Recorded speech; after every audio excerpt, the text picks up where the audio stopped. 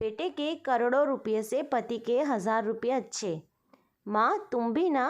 यह क्या, पिताजी के ज़रा सिर्फ 12,000 की पेंशन के लिए इतना माथापच्ची कर रही हो? अरे इससे ज़्यादा रुपये तो हम तनख्वाह के रूप में कर्मचारी को दे देते हैं। मोहित चिढ़कर अपनी माँ के साथ स्टेट बैंक की लंबी कतार में लगने की बजाय माँ को घर वापस ले जाने के लिए आग्रह करने लगा। वैसे मोहित ने सच ही कहा था। करोड़ों का बिजनेस था उसका। लाखों रुपया तो साल भर में यूं ही तनख्वाह और भत्ते के नाम पर कर्मचारी पर निकल जाते थे।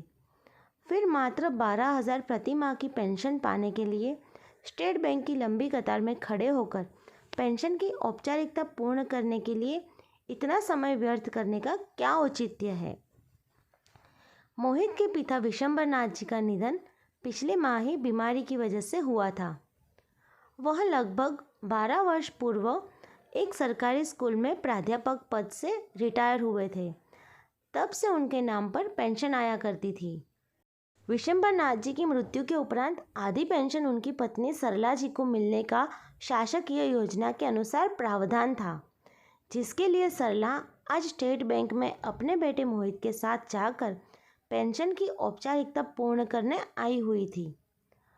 उस दिन मोहित के बेटे कुशल का 8वां जन्मदिन था। उसने अपनी दादी से साइकिल की फरमाइश की थी। सरला के खुद के बैंक अकाउंट में पैसे नाम मात्र के ही बचे थे।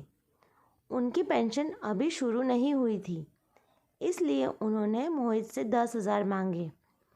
मोहित अपने ऑफिस जाने की तैयारी में व्यस्त था। उसने अचानक माँ के द्वारा 10,000 की मांग पर मुझे थोड़ा आश्चर्य से देखा। फिर अपनी पत्नी श्रेया को माँ को 10,000 देने को कहकर चला गया। श्रेया ने 1-2 बार मांगने पर अपनी सास को 10,000 देते हुए कहा, पता नहीं आजकल बहुत मंदी चल रही है, थोड़ा हाथ संभाल कर खर्च करना। हालांकि शाम को जब सरला ने उन पैसों से कुशल की साइकिल खरीदी तो घर का माहौल पूर्व अध्यक्ष खुशनुमा हो गया था। अगले हफ्ते मोहित की बड़ी बहन उषा 2 दिन के लिए मायके आई थी। जब तक विशंबर नाथ जी जीवित थे, सरला को कभी पैसे के लिए किसी से पूछना नहीं पड़ता था। वह खुद ही अपनी पेंशन से एक रकम निकालकर सरला को दे देते थे। मगर आज बेटी की विदाई के लिए सरला को बहू से पैसे मांगते समय उसके शब्द पता नहीं आजकल बहुत मंदी चल रही है, थोड़ा हाथ संभाल कर खर्च करना याद आ गए। सरला बहुत दुखी मन से बेटी को बिना कुछ दिए ही विदा करने लगी। तब बहू ने खुद आकर सरला के हाथ में 2,000 पकड़ाकर कहा, बेटी को खाली हाथ मायके से विदा करेंगे क्या? सरला ने महसूस कर लिया था कि बहू की बात में अपनापन कम, उल्हाना ज़्यादा है। ऐसा नहीं था कि सरला के जीवन में पैसे का अभाव आ गया हो। उसके इलाज के लिए, दवा के लिए, मोबाइल रिचार्ज करना, छोटी मोटी ज़रूरतों के लिए तो मोहित बिना कुछ कहे ही पैसे लाकर दे देता था।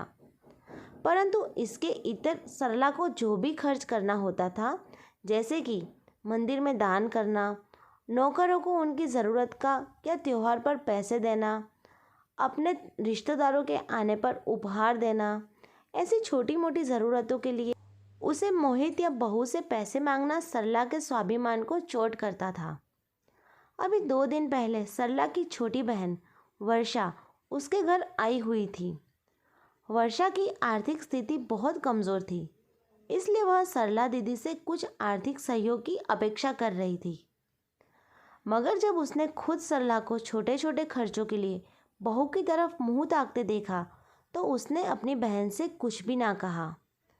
आज जैसे ही सरला के मोबाइल पर पहली बार स्टेट बैंक का SMS आया, सरला ने आश्चर्य से मैसेज खोलकर देखा। पिछले 6 महीने की पेंशन 72,000 उसके अकाउंट में क्रेडिट होने का मैसेज आया था। सरला नज़दीकी ATM से 10,000 निकालकर जब घर आ रही थी, अपने ही बेटे की करोड़ों की संपत्ति से ज़्यादा वजन आज सरला को अपने पति के पेंशन से निकाले 10,000 रुपयों में लग रहा था। सरला का आत्मविश्वास और कदमों की चाल ही बता रही थी कि पेंशन को सम्मान निधि क्यों कहते हैं। तो दोस्तों, ये कहानी के बारे में आपकी क्या राय है, कमेंट करके ज़रूर बताइए। वीडियो अच्छी लगी हो तो लाइक और शेयर ज़रूर करें। चैनल पर नए हैं तो सब्सक्राइब करना बिल्कुल ना भूलें। अब मिलते हैं नई वीडियो में, तब तक के लिए बाय।